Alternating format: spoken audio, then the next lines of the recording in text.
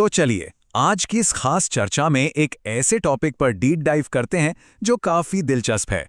Lock screen reward economy, इसका बेहतरीन शुरुआती दौर, अचानक से इसका गिरना और आज 2026 में इसका नया रूप।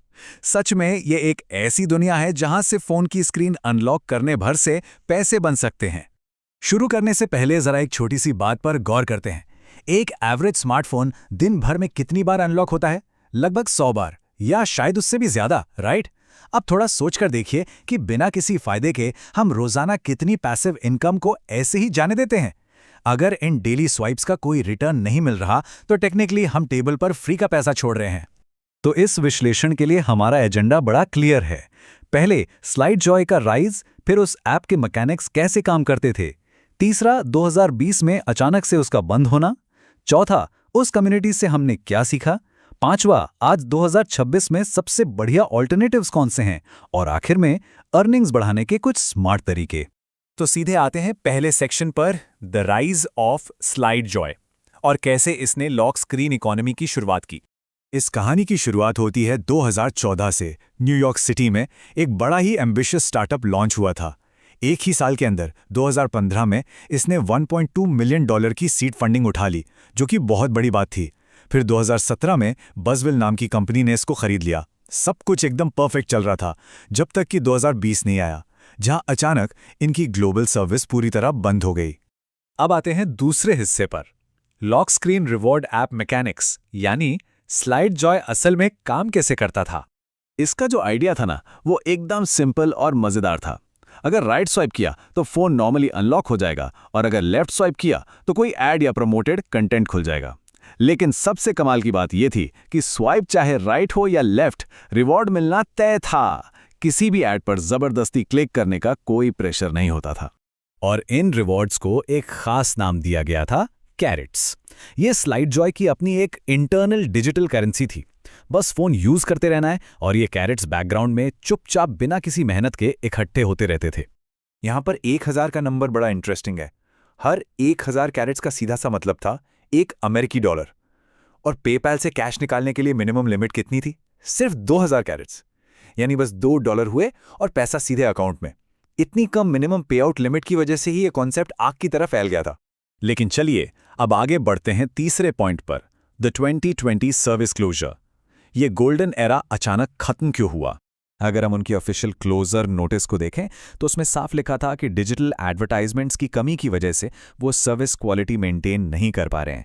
असल कहानी यही थी, एक रिवॉर्ड ऐप तभी पैसे दे सकती है जब उसके पास एड्स हों, और जब अमेरिका के बाहर के देशों में एड्स की डिमांड ही खत्म हो गई तो उनका पूरा का पूरा इकोनॉमिक मॉडल वहीं ढेर हो गया।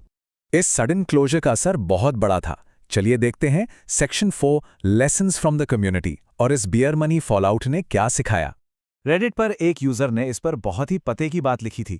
उसने कहा कि यह एक सबक है कि बियर मनी ऐप्स में जैसे ही मिनिमम लिमिट पूरी हो तुरंत कैश आउट कर लो। सच में यह एक बहुत बड़ी सीख थी कि किसी भी रिवॉर्ड ऐप को गलती से भी अपना बैंक अकाउंट नहीं मानना चाहिए, पता नहीं कब बंद हो जाए।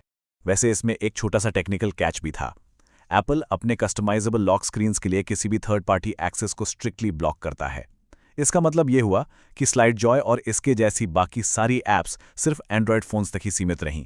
एप्पल यूजर्स इस पैसिव इनकम दुनिया से हमेशा कटे रहे।